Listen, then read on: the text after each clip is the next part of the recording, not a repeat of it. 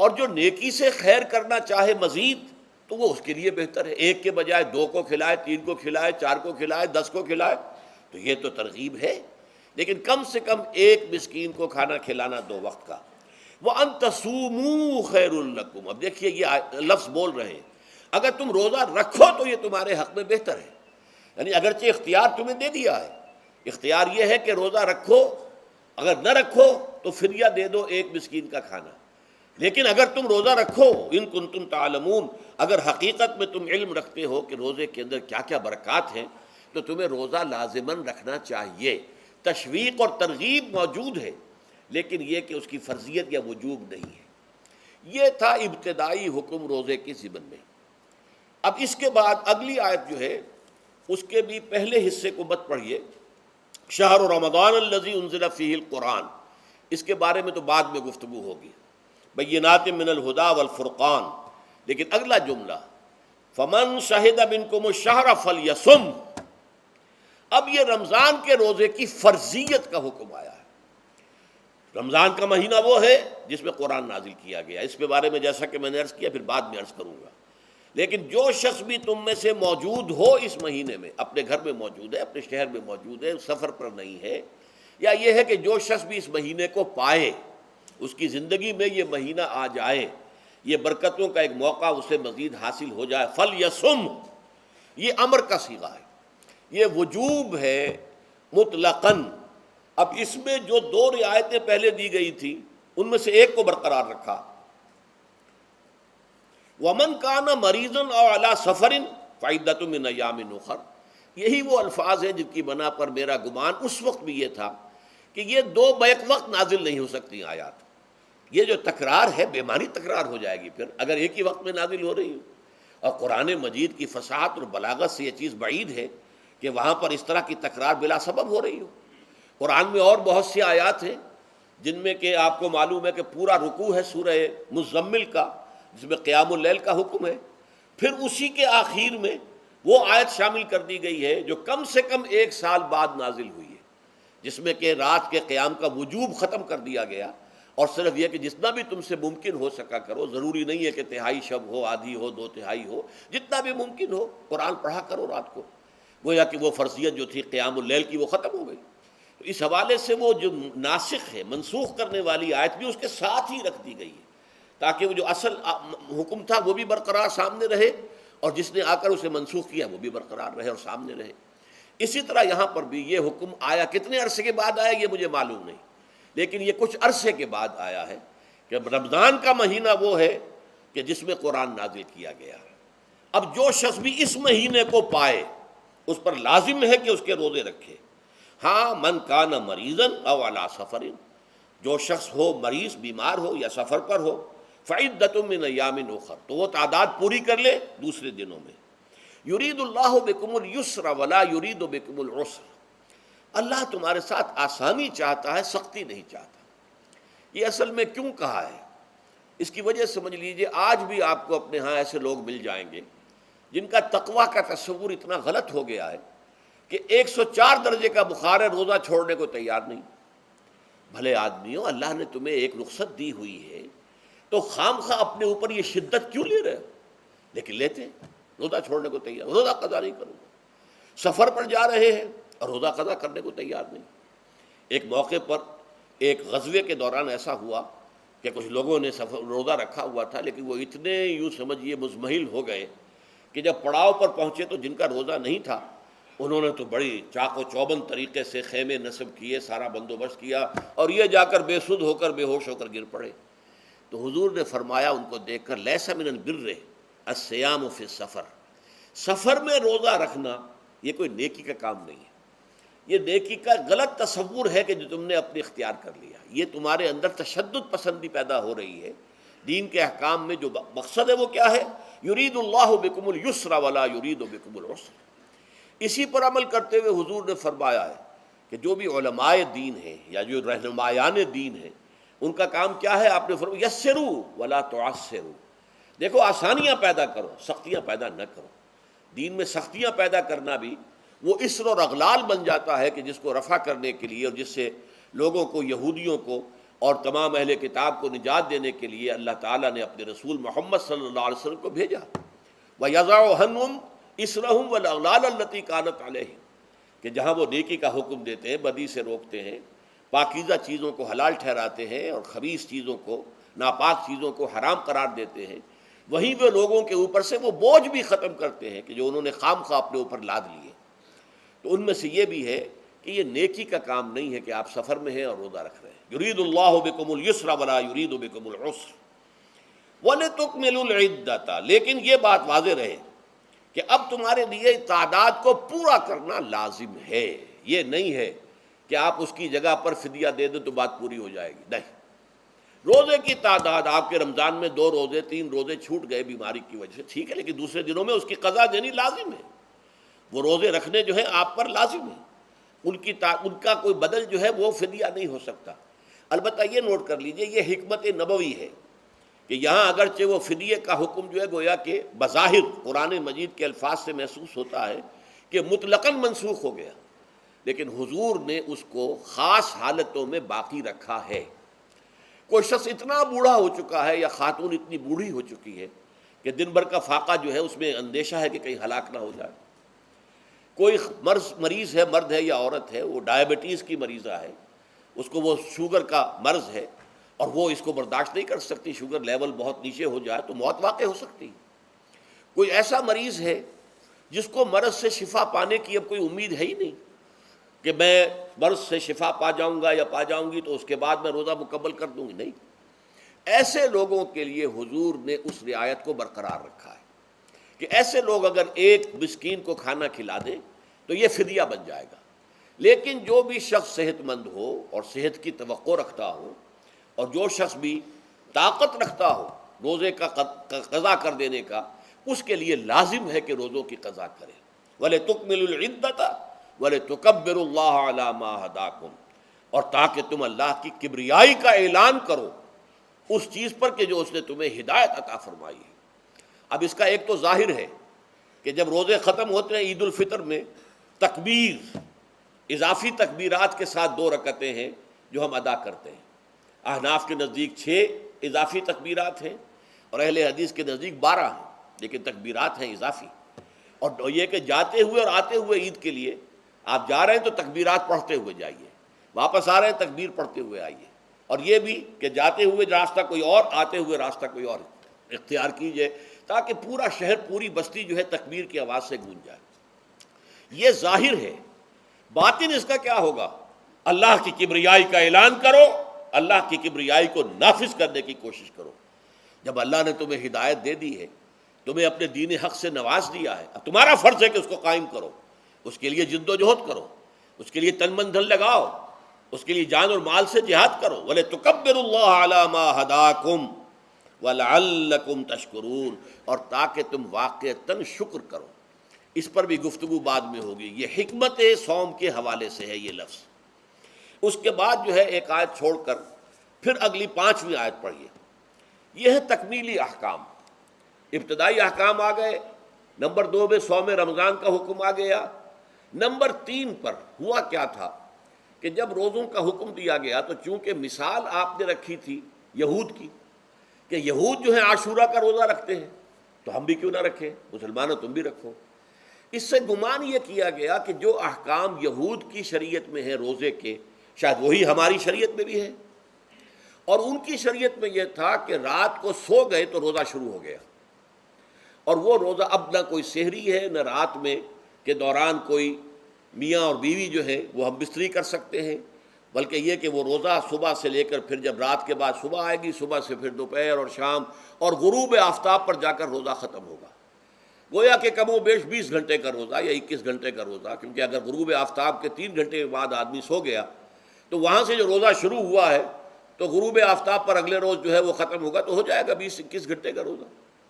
یہ روزے کا حکم لوگوں نے سمجھا، اس کی صراحت کوئی نہیں تھی، لیکن لوگ جو ہے چونکہ صراحت منفی بھی نہیں تھی مثبت بھی نہیں تھی، لہذا وہ رات کے وقت میں جب دن ہوتے تھے روزوں کے، ان کی راتوں میں وہ اپنی جو بھی ایک طبعی ضرورت ہے جو ہم بستری ہے میاں اور بیوی کی، شوہر اور بیوی کی، وہ کر گزرتے تھے جذبات کے اندر، جو بھی اس وقت ان کی احتیاج ہوئی، دل میں کھٹک رہتی تھی کہ پتہ نہیں ہم نے یہ صحیح کام کیا نہیں کیا، غلط کیا.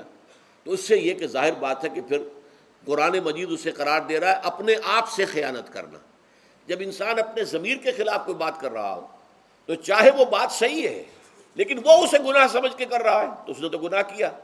وہ اپنے آپ سے تو خیانت کر رہا ہے.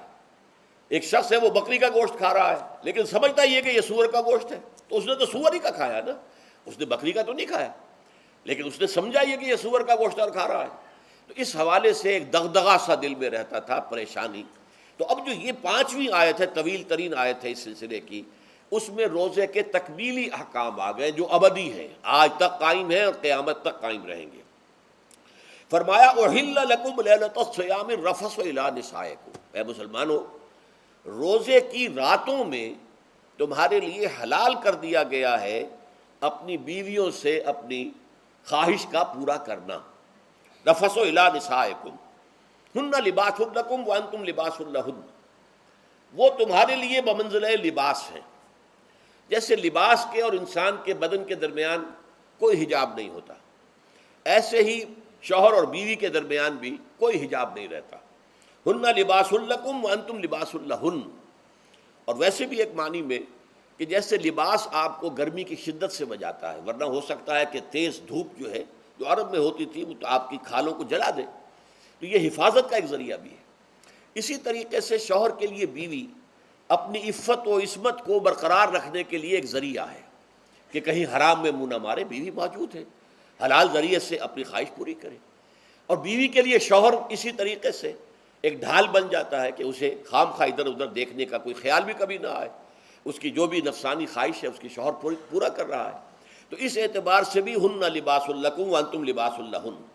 علم اللہ انکم کنتم تختانون انفسکم، اللہ کے علم میں ہے کہ تم اپنے آپ سے خیانت کر رہے تھے. اس کی وضاحت میں پہلے کر چکا ہوں کہ دل میں یہ دغدغہ تھا کہ یہ حرام کام اور کر رہے ہیں.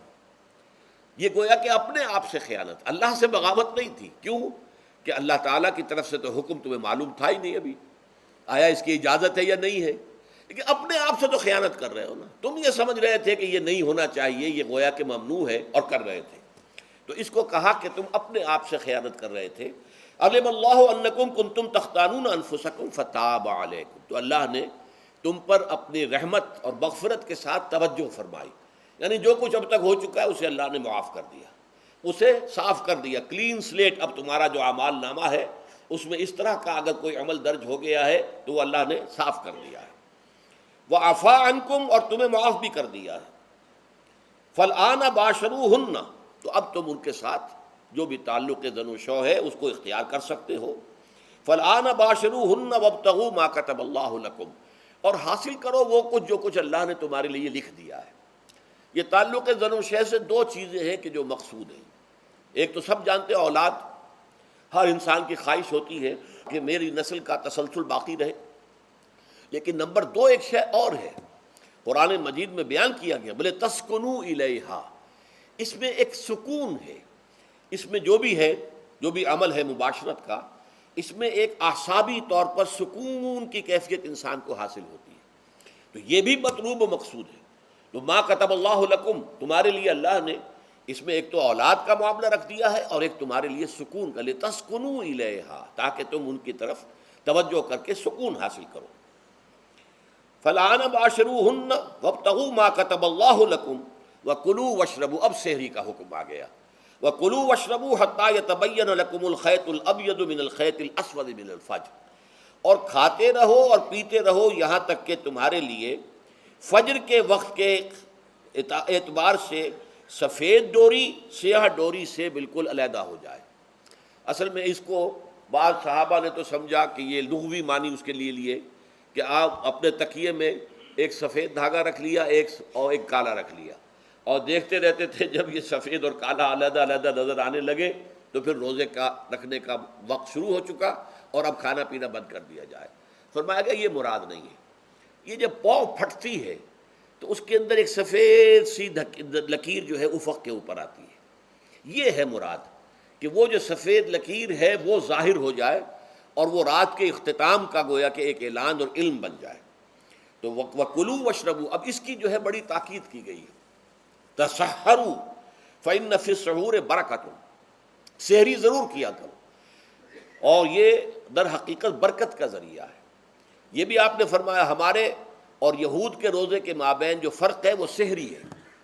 یہ سحری چونکہ روزہ جو ہے وہ فجر سے لے کر اور غروب آفتاب تک ہے، طلوع آفتاب سے نہیں، فجر سے، جبکہ وہ سپیدہ سحر جس کو ہم کہتے ہیں نمودار ہو جائے۔ طلوع آفتاب تو ابھی 1.5 گھنٹے بعد ہوگا کہیں جا کے، لیکن اس وقت جو ہے روزہ شروع، غروب آفتاب پر ختم۔ اس حوالے سے اس سے پہلے کھانا پینا، اور اس میں بھی فرمایا گیا کہ بعض لوگ بہت زیادہ احتیاط کرتے ہیں، وہ صحیح نہیں ہے، اس لیے کہ فجر کے لیے اذان جب دیتے تھے تو اس میں بعض حضرات ذرا جلدی کرتے تھے۔ حضور نے فرمایا کہ نہیں دیکھو یہ ذرا جلدی کر دیتے ہیں، اگر تم میں سے کسی کے ہاتھ میں پیالہ ہے، ابھی وہ کچھ کھا رہا ہے، اذان ہو گئی ہے، تو وہ اپنا پیالہ پورا کر لے۔ اس میں بھی تشدد کی ضرورت نہیں، جیسے کہ اس سے پہلے ہم پڑھ چکے یسروا ولا تعسروا یرید اللہ بکم الیسر ولا یرید بکم العسر، اللہ تمہارے ساتھ آسانی چاہتا ہے، سختی نہیں چاہتا۔ تو اسی طرح فرمایا وَكُلُوا وَاشْرَبُوا حَتَّى يَتَبَيَّنَ لَكُمُ الْخَيْطُ الْأَبْيَضُ مِنَ الْخَيْطِ الْأَسْوَدِ مِنَ الْفَجْرِ ثُمَّ أَتِمُّوا الصِّيَامَ إِلَى اللَّيْلِ، پھر اب روزے کو پورا کرو رات تک۔ إِلَى اللَّيْلِ میں پھر بڑی بحثیں ہوئی ہیں۔ اس لفظ کی مناسبت سے اہل تشیع اس کے قائل ہیں کہ جب کہ خوب اندھیرا ہو جائے، لیکن اہل سنت کا اجماع ہے کہ غروب آفتاب اس سے مراد ہے، اس لیے کہ آغاز رات کا غروب آفتاب کے ساتھ ہے۔ اور اس میں بھی احادیث کے اندر آیا ہے کہ تعجیل کرنی چاہیے۔ بعض لوگ وہی جو میں نے عرض کیا کہ تقویٰ کے تحت جو ہے، جیسے کہ سفر میں بھی روزے رکھتے ہیں، یا 104 بخار کے درجے میں بھی وہ روزہ قضا کرنے کو تیار نہیں ہوتے، ایسے ہی وہ تاخیر کرتے ہیں اپنے تقوی کے حساب سے، کہیں ایسا نہ ہو، کوئی غلطی نہ ہو جائے، کہیں یہ نہ ہو جائے، کہیں وہ نہ ہو جائے، تو پھر اس کے اندر وہ افطار میں، تو آپ نے فرمایا کہ قوم جو ہے اسی وقت صحیح رہے گی جبکہ وہ افطار میں عجلت سے کام لے، یعنی سحری کے اندر بہت زیادہ جلدی کرنے کی ضرورت نہیں، اگر اذان ہو رہی ہے اس کے دوران بھی اگر کچھ کھا پی رہے ہو تو کھا پی لو، مکمل کر لو۔ اسی طریقے سے افطار کے اندر جو ہے وہ تاخیر کرنے کی ضرورت نہیں، سورج کے غروب کے ساتھ افطار کر لو۔ وَلَا تُبَاشِرُوهُنَّ وَأَنْتُمْ عَاكِفُونَ فِي الْمَسَاجِدِ، ہاں اپنی بیویوں سے تم مباشرت نہ کرو، تعلق زن و شوق قائم نہ کرو جبکہ تم مسجدوں کے اندر معتکف ہو۔ یہ اعتکاف کا ذکر ہو گیا۔ رمضان کے آخری عشرے میں یہ اعتکاف جو مسنون ہے کہ 21ویں شب سے شروع ہو جائے گا، یعنی 20واں روزہ ختم ہوا اس کے ساتھ یہ اعتکاف شروع ہو گیا، اور پھر اعتکاف مسنون جو ہے وہ جب تک کہ چاند نظر نہ آ جائے شوال کا، عید کا، تو اس وقت تک یہ اعتکاف جاری رہے گا۔ یہ ہے مسنون اعتکاف۔ اس کی کیا حکمت ہے وہ میں بعد میں عرض کروں گا۔ تو یہ حکمت جو ہے اس کے حوالے سے گفتگو بعد میں ہو جائے گی، لیکن یہاں یہ بتا دیا گیا کہ یہ جو رمضان کی 20 راتوں میں اجازت دی گئی ہے اپنی بیویوں کے ساتھ ہم بستری کی، وہ اس معتکف کے لیے نہیں ہے جو مسجد میں معتکف ہے۔ تو ہاں اس کی اہلیہ آ سکتی ہے وہاں ملاقات کے لیے، کسی مشورہ کوئی کرنا ہے بہت ضروری ہے، آ جائے، ملاقات ہو سکتی ہے، لیکن یہ کہ مباشرت نہیں ہو سکتی، وہ حرام ہے۔ فرمایا وَلَا تُبَاشِرُوهُنَّ وَأَنْتُمْ عَاكِفُونَ فِي الْمَسَاجِدِ تِلْكَ حُدُودُ اللَّهِ، یہ اللہ کی حدود ہیں، شریعت اسلامی کی یہ حدود ہیں۔ فَلَا تَقْرَبُوهَا، تو ان کے قریب تک مت جاؤ۔ قرآن مجید میں اس اعتبار سے دو انداز تعبیر ہے کہ اللہ کی حدود ہے فَلَا تَعْتَدُوهَا، یہ اللہ کی حدود ہیں، ان سے تجاوز نہ کرو، اس حد کو پھلانگ نہ جاؤ، اس حد سے آگے نہ گزر جاؤ۔ یہاں ہے تقربوها، اللہ تعالیٰ کی حدود کے قریب تک نہ جاؤ۔ اس کی وجہ ایک حدیث میں بیان کر دی گئی ہے کہ جیسے ہر بادشاہ کی ایک چراگاہ ہوتی ہے، وہ صرف شاہی جو بھی ہیں جانور ہیں ان کے، یا گھوڑے ہیں یا کوئی اور ہیں، ان کے چرنے کے لیے ہے، وہاں پہ کوئی رعایت کا کوئی آدمی اپنی بھیڑ بکریاں وغیرہ نہیں لے جا سکتا۔ وہ حما کہلاتا تھا کہ یہ شاہ کے لیے مخصوص ہے، لکل ملک حمن وحم اللہ محارمہ، اللہ بھی بادشاہ ہے کائنات کا، ارض و سما کا، اس نے بھی جن چیزوں کو حرام کر دیا ہے وہ حما ہے، اس میں داخل نہیں ہونا تمہیں۔ تو فرمایا کہ جو چرواہا اپنی بھیڑوں کو بالکل اس کی آخری حد تک لے جائے گا تو اندیشہ ہے کہ کوئی بھیڑ کوئی بکری چھلانگ لگائے اور اس چراگاہ میں داخل ہو جائے۔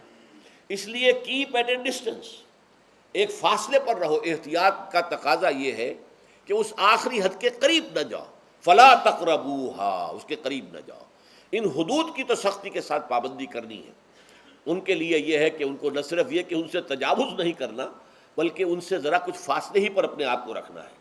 کذالک یبین اللہ آیاتہ للناس، اسی طریقے سے اللہ تعالیٰ واضح کرتا ہے اپنی آیات کو لوگوں کے لیے، وَلَعَلَّهُمْ يَتَّقُونَ، اور تاکہ وہ پھر تقویٰ کریں، بچیں۔ جب احکام معلوم ہو گئے اب بچنا آسان ہے، جب احکام معلوم نہیں تو اندیشہ ہے کہ کہیں کسی حرام کے اندر جو ہے وہ ملوث ہو جائے۔